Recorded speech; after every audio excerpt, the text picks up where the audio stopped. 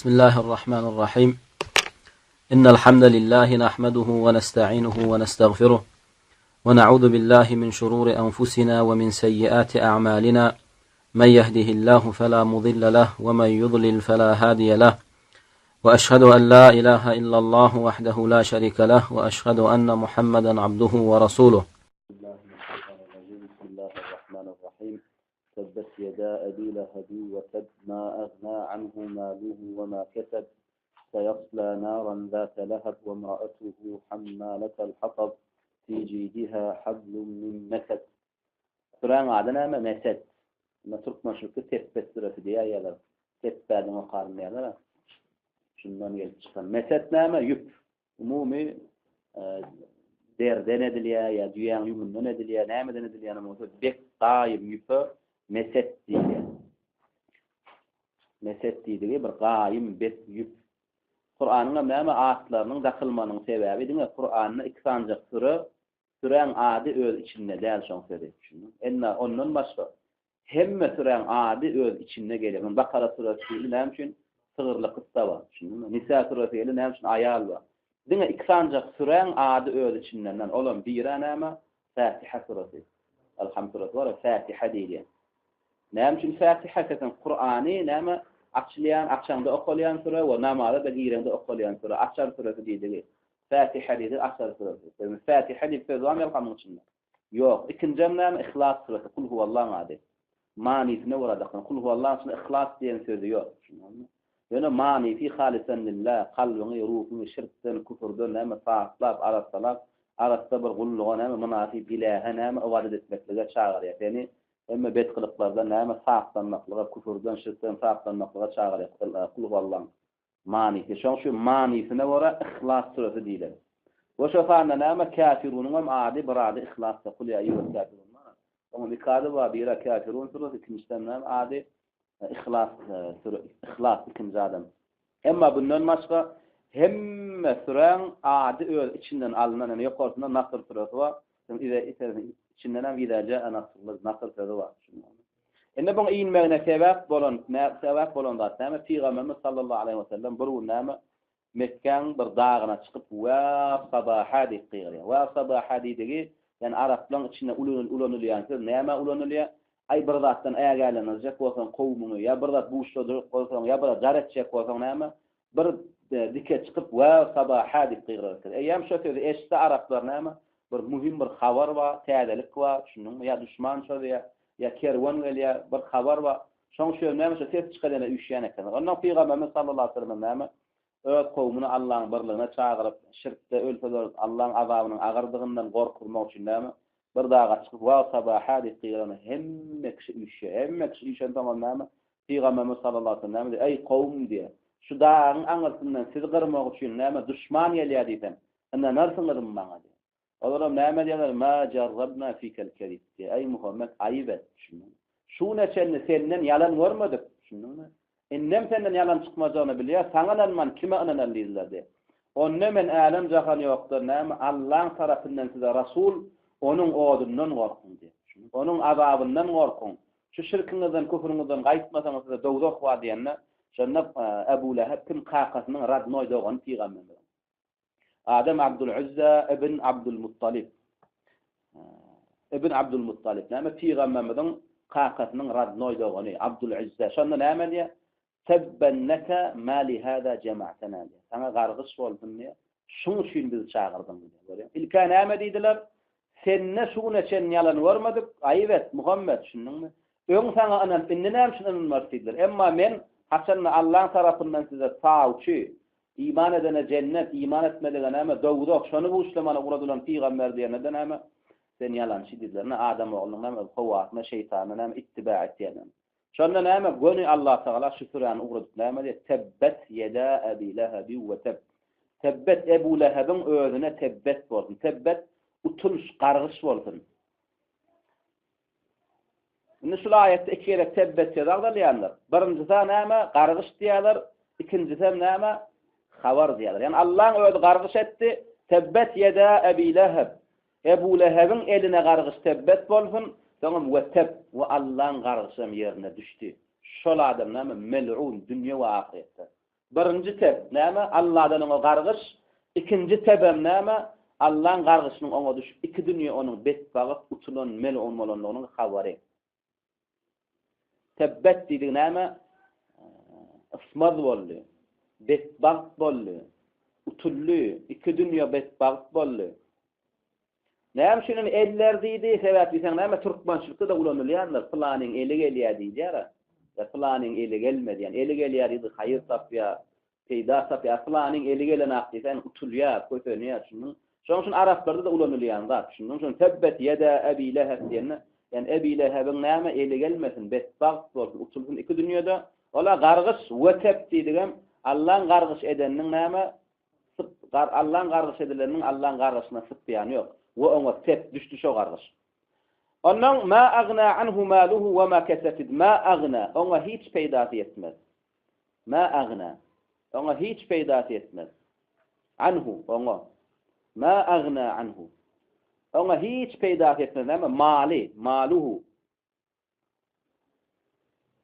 Ona ahirette Allah'ın azabından näme goranmaklyk üçin ma agna hiç peýda etmez. Anhu ona mali ve ma kasab. Ve perdendi, oğulgydy. Näme üçin onuň malynyň oğulgydynyň peýda etmez diýe Allah'ın azabyndan goranmaklyk üçin? Sebäp diýsen bir gün näme Mekkeň ähli gurruna dowasy ýurkalar, Ebu Leheb näme diýe? Ay men agamyň oğlunyň çagyrýanlar birden dogry bolup çykaýany da inşallah näme kullanma oğullanma näme ödüm satyn alaryn. Şonu gon Allah'a näme ma agna, ýa satyn almaz diýe. Özüm dowdakdan gutulur bilmez, o dünýede para pul ýörana. Pulnyň oğlunyň näme perzendiniň peýda edilmedi. Seyasla, ýok, olýa näme? Seyasla hukman yanar. Naran otto. Seyasla yanar, naran otto. Zata lahab, zata lahab näme odun wasfy. Lowurda gaýnap duran otto. Zat diýdigi eýe. Lahab diýdi näme?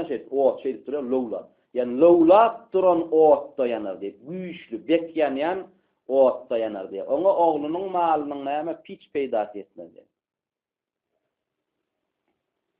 Ve imraatuhu ve onuň aýalym näme hammalatul hatab. Äriň öňküden emmeter näme azabyny artdyrmak üçin dowdokda oň odunyň üstüne odun taşlaýançy bolar diye. Şey derdi aýanyň. Ve imraatuhu onuň aýaly hammala diýerdi. Götürýänçi bolar. Getirýänçi bolar nämen el-hatab oduny. Nirak äriň odunyň üstüne ot goşar diye. Hatab odun. Ve hammala da türkmençe diýene näme hammalyň wam diýýär. Şol hammala. Näme üçin Allah Taala kıyamet mahşerinde bunyň aýalyny äriň odunyň üstüne odun taşlap ýakýançy etdi. Sebäp diýsen näme? Bunyň aýaly şu dünýede näme? Äriň peýgamberimize we musulmanlara näme?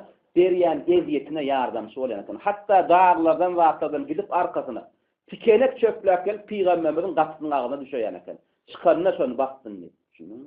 Musulmanyň öýerejek ýerine mesçide gelýän ýerine tiken düşýän eken. Hakykatan peýgamberimiziň ýolunyň näme ýoluny tiken düşýän eken. Hatda ölene de näde bolýar? Borun şo odun çöplek gelip ýa-da bir daşyň üstüne oturany teriste çekdi diýe ýerinden şonu da näme şo ýüpüne bogulyp öldü diýip. Bu dünýede äriň kafirligine, islama düşmançylygyna ýardam edip, peýgambere, musulmanlara eziyet beren üçin o dünýede de äriň azabyna ýardamçy bolýar. Näme der diýe? Otly ýüp, onuň bu topar tefsirlerine, insan tefsirlerinden käbire näme diýe?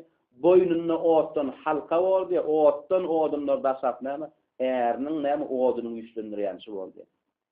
Fi jidiha fi boynuny jid boyn. Jid. Fi jidiha kıyamatda onun boynunda diye habl var diye. O neme yüp var diye min mesetten. Ne şu sözlerim neme? Adı alınmıştır. Meset, yüp. Qayım yüpten yüp var diye. Fi jidiha hablum min meset. Mesetten edilen neme? Qayım yüp var. Mesetten edilen näme? Bir topar rivayetler. Bir rivayet Yemen'den gelýän betlik diýdiler. Bir rivayet Kojadan edilen, Hamdan edilen ýük diýdiler. Bir rivayetde düýän tüýünden düýän tüýü çümýär-de. Şondan edilen ýük diýdiler. Bir rivayetde demirden halka wardydylar boynuna, şununmy? Aber tefsir näme diýip, bu dünýede näme boynuna ýüp atyp diýip, bilen gaýym ýüp atyp ärine näme kömekleşmek üçin näme musulmanlara eziýet bermek üçin arkasyna näme tiken çöplek getirirdi diýip. Bir raway bir tefsirde näme şu dünýede şoňalyk eziýet berýän üçin ärine musulmandan gaçny. Kıyamatda da otdan gaýym meset ýaly ýüp bolar, gelip äriniň oduny ot goýar diýip. Odun taşlar diýip. Ondan şu sure näme inenne Ebu Bekir radıyallahu anhu bilen Peygamberimiz sallallahu aleyhi ve sellem oturqa ýankynaما ayal geli, ayalyň ady näme? Ummu Cemile diýerken. Ummu Cemile. Arwa, öl adam Arwa bint Hab Ebu Süfyan'ın radına gyýyp dogany. Awa, Ebu Lehab'ın Peygamberimiň radnoy kakasynyň dogany. Gelip däme diýe, aňyrdan ýa-ni Ummu Cemil gelýän aýat inen soň Söw bäde gargyşda. Ondan Muhammedin Rabbim maňa söw ýamışdyk näme? Peygamberimiň ýanyna gelýän şonu Ebu Bekir Peygamberime de ýa Rasulullah Ummu Cemil gelýärdi. Şda demek o meni görmezdi. Ondan soň Allah Taala bir kän aýat ýinleri okuşundy. Şunu okasam kafir sen görmedi. Ondan Ebu Bekir radıyallahu anh şu aýat okudy. Ummu Cemil gelip men öňümde dur gatdamda Peygamberimiz otýar. Ebu Bekir han sen dostum diýip soraýar. O da ýanynda otýardy. Adam näme etjek diýende sen dostum bana söw ýamış diýesdim diýende, ýa sana söw ýanlar diýende. Ondan sonra näme gara gapyl Peygamberimiz görmedi diýende, şeýle ibne gatdy. Ondan Ebu Leheb diýip atlandyrmagynyň manysy näme? Leheb näme? Oduň ýüzüne jep lowlatdyran bol näme bol ýa-ni renk owuşun uwuj. Şo diýmek, şoňa ýeti diýmek näme üçin? Bu ady näme diýdik? Abdul Uzza. Ebu Leheb'in ady Abdul Uzza ibn Abdul Muttalib. Abdul Uzza ibn Abdul Muttalib. Uzza'ň goly bir budun goly ýa. Ibn Abdul Muttalib Peygamberimiň näme? Ebu Leheb hakat bolýa. Ummu Cemile'ň ady Arwa bint Hab bint Umayya, uht Abi Sufyan. Ebu Sufyan radıyallahu anh sahaba bolan. Näme gaty owadan adam bolan ýa-ni şunu. Yüzü Ebu Leheb awa. Yani gaty ütgeşik owadan bolan ýa hatda näme? Yüzüne seredemde yüzünün näme owadanlygy, owadyň lowlaşýalyk näme gorky şeýip duran adam eken. O şonun Ebu Leheb'in owat şeýip durýalyk, käwanyň owadanlygy şeýip durýar diýär. Şoňanyň Ebu Leheb diýilen näde? Ödem näme nejisliginden ýa-ni sen birinji düşman özünden dörýär, daşyndan kem düşman dörýär. Köp sahabalarym diýär Mekke gelemede diýär bira kulu la ilaha illallah, ey adamlar la ilaha illallah diýen da'wata gyýryp berdi, ýygyny da biri yalançydyr ananmaň diýip berdi. Ondan bu kim diýilenne? Plan kakasy diýerdiler diýär. Ondan biz öz ýarymyzdan ay plan kakasy yalançy diýärmi ondan hakykatdan hem yalançydyrlar diýip näçe wagtda iman etmesizliginde sebäp boldy diýerler şunu. Sen düşman özünden dörýär, birinji bilen. Ondan özüň sen garalaýa, ondan ýediýät näme? Ay gow bolsa özüň garalamazdy diýip şunu. Şoň şu näme? Elmedama öz ýaqiniýatlaryny garalanan adam erbet diýip almanlar. Ola düşnükli aýet bu sordan. Şu taýda ýene bir türkmençilikde düzedilmeli näme? Bir akida we olam gaty batyl, kufur akida şunu. Sen bizde ol ýaýan akida näme? Tebbet suresini okumak bolan Kur'an kelimde. Şunu. Näme şuň sebäpden Ebu Leheb Peygamberimiň näme? Plan kakasy. Bu tebbetin şunu gargyş we sen näde musulman Peygamberimiň plan kakasyny gargyş etýär şunu. Bu dol ehli sünnet we cemaatın akidesinden çıkmaklyk şunu. Biz Allah'ın gargyş edenlerle, gargyş eden adamla gargyş etmese, Allah'ın kafir diýen adamla kafir diýip inanmasa, biz kafir bolar, gönül şunu. Allah Taala'nın öýde buna gargyş edip otýar şunu. We şu gargyşyny ýaýradan kim bize? Peygamberimiz sallallahu aleyhi ve sellemin öýdi. We şunu Kur'ana ýazan kim? Sahabalar. We şuna çennem gelen kim? Getiren kim bize? Ehl-i sünnet vel cemaatın musulman alimleri şunu. Bu akida nereden çıktı? Grekler, Hindiler filosofiýasyndan gelen näme? Müşrikçiliğe yeten sokulardan çıkanlar.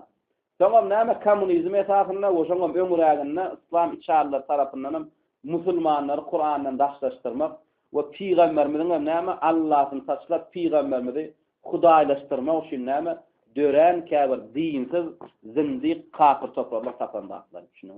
Şoň şüp näme Tebbet suresini okumak bolan. Allah gargyş etse hakkı var, bizim gargyş etse hakkımız yok. Yo Allah'ın gargyş eden Rabbine bize gargyş etmek wajip bolýar. Allah'ın kafir diyen adamına bir de kafir demek vacip oluyor. Ve Allah'ın ve Resulünün cenneti deyip uçtan adamına da bir de cenneti deyip ıtikad etmek näme vacip oluyor. Şoň üçin ähli sünnet we cemaatın bir akidetynyň bir näme Allah'ın kafir diýende kafir diýmedigen kafir we Allah'ın we Resulünün cenneti deyip uçtan adamına cenneti deyip ıtikad etmese de näme kafir bolýar. Ola birinji düzelmeli düşünje, ikinji ýalňyşlyga näme Kur'anyň manysine düşünüp bolanokmuş. Şunuňmy? Kur'an erwetmiş diýen aklar. Erwet diýse hiç kim aljak ýa-ni sözüni. Şoň üçin o wodonlap seni Kur'anyň gorkdylar. Nädip? Kur'an Allah'ın sözümüş. Biz bir ejid günahkar mahluk. Nädip Allah'ın sözüne düşüneli? Ol düşünörden ýokardamış. Onu düşünjek bolsaň näme? Aňryň güýçli bolmalymyş. Şeýde omandan Kur'an näme? Akça düşewe, akça düýünçewe dolap, gabardan gabara 5 manat. Şunu ya bir kile porsantyjy sadaka tyjylar vardır bilen 20 ýylda. Käbirde atrabilen etke 20 ýylda aýlanýan tyjylar bar. Käbir kökölüň daşy digir şekilli joguşy şekilli tip togalanyp gitýär. Näçe sadaka, näçe ölü, näçe ýitki görünmeli da. Şunu onu şey diýem näme Kur'any 5 manat etkilen üçin ulanyp dur. Wallahu taala a'la we a'lam. Düşünüp kullar kalmakda mı? Mekke dinä.